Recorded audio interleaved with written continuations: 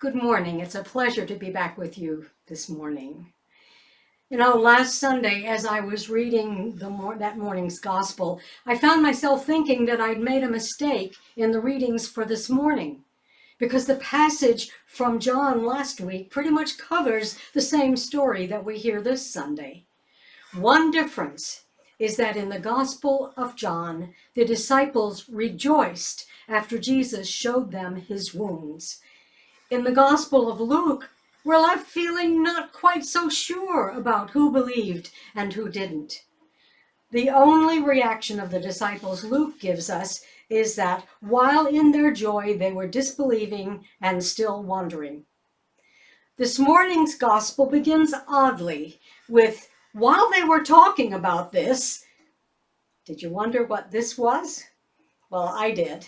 So I went back to the beginning of the chapter to find out. There's another narrative that precedes this one that isn't used in this year's lectionary, and this is the story of the road to Emmaus.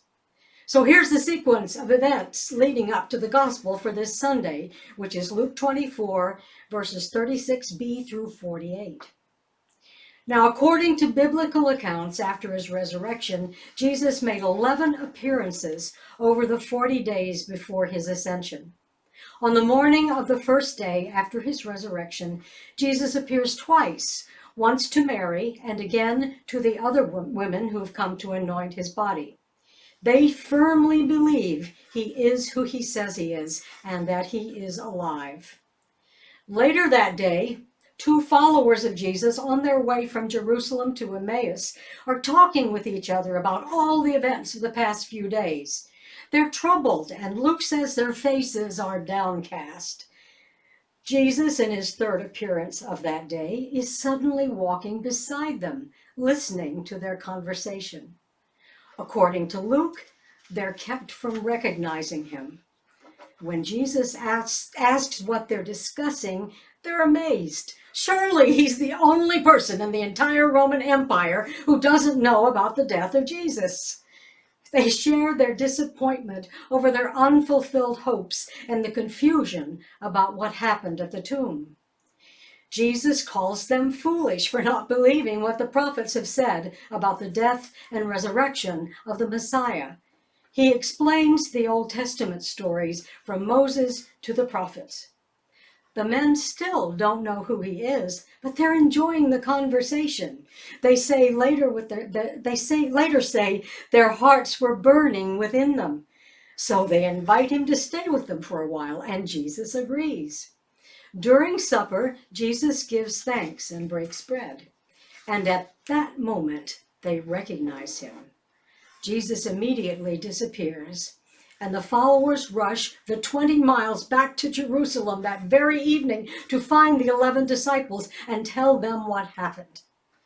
And it is just after their arrival that today's text begins. You see, the experience on the road to Emmaus is what the disciples were talking about.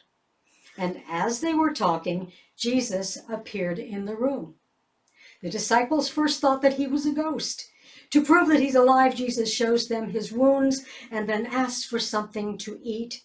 And as he did with the two followers in Emmaus, he reminds them of the prophecies of the Old Testament. As I mentioned before, Luke doesn't tell us if all of the disciples finally believed, although we do learn from the Gospel of John that Thomas, who wasn't there when Jesus first appeared, doubted that Jesus was alive. But on the following Sunday, Jesus appears again to the disciples. This was his 7th appearance. And at this time, Thomas is with them. And touching Jesus' wounds, doubting Thomas doubts no more. The events of that week are a banquet of food for sermons. But the dish I'm serving this morning is doubt, with a wonderful dessert of hope to follow. Sometimes truth is a hard meal to swallow, and reality seems as though it simply can't be real. The disciples are a good case in point. As we read the 4 Gospels, we're struck by the fact that over and over again, Jesus predicted his betrayal, his death, his resurrection. The resurrection was to be the sign that demonstrated him as the one he claimed to be, the Messiah. During the last 6 months of his earthly life, Jesus emphasized the importance and necessity of his upcoming crucifixion, as well as the triumph of his resurrection. In fact, these predictions by Jesus were of such common knowledge that it led the religious rulers to ask Pontius Pilate to secure the tomb. Yet despite all of these predictions from Jesus, the disciples were slow to recognize and accept as fact that he had come back to them from the dead. I'm reminded here of Jeremiah 5:21. Hear this, O foolish and senseless people, who have eyes but do not see, who have ears but do not hear. On the other hand, the women who followed Jesus believed from the start, and the ordinary followers on the road to Emmaus believed immediately when Jesus broke bread with them. Why is this, I wonder? One reason is that some people are just more open than others to accepting things they may not fully understand. Of course, this is commonly known as faith. Another reason can be found in the book of Thomas, the most complete of the Dead Sea Scrolls. These Gnostic or secret Gospels had been discovered in 1943 in the caves of Qumran in what is now known as the West Bank of Israel. On March 16th of this year, new fragments of a scroll were discovered. So the Dead Sea Scrolls are very much alive and speaking to us today. Probably the most important of these scrolls is the Gospel of Thomas, which is what biblical scholars call a sayings gospel. Being a sayings gospel, Thomas doesn't include stories like the resurrection story, but among its 114 sayings, the Gospel of Thomas includes many in which Jesus seems to proclaim that we human beings already have the truth and light within us. In this gospel, the disciples asked Jesus, when will the resurrection of the dead come? And when will the new world come? Jesus replies, what you look forward to has already come, but you do not recognize it. It will not come by waiting for it. It will not be a matter of saying, here it is, or there it is. Rather, the kingdom of the Father is spread out upon the earth, and people do not see it. In this remarkable gospel, Jesus encourages his disciples to find the way for themselves. He says, you already have the internal resources you need to find what you are looking for. The kingdom is inside you and outside you. You know, the human brain holds so much potential that it's frightening to think of who we might become or what we might be capable of were we ever to be able to unlock the fullness of all that's inside. But in the Gospel of Thomas, Jesus is exhorting us to do just that, to tap into the mystical light that lies inside every one of us, to develop our powers of intuition and observation so that we can learn to see what's already there, within and without.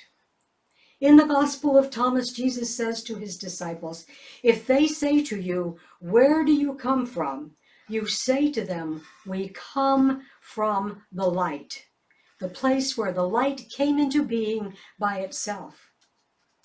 Now, considering that the idea of everything containing stardust was discovered relatively recently by astrophysicists, Jesus would appear to be even more of a prophet than he's been given credit for.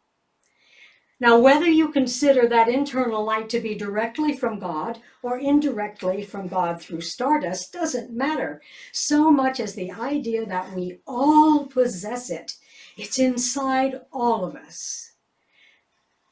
Now, could it be that ordinary people, like the women and the followers on the road to Emmaus, had that internal light, that intuition that seemed to elude the disciples who were the elect of Jesus, yet we're slow to get on board with the resurrection. Now, I've spoken several times to you about the God within who guides us toward peace and self-knowledge. Most religions and philosophies speak of self-knowledge as a path to something larger than ourselves. All of them call us to awaken our spirits and draw upon our creative strengths. All of them call us to put spiritual growth at the heart of our lives, not as a sideline or an obligation, but to allow it to invade every aspect of our being. All of them call us to live in harmony with God and the universe from whence we came.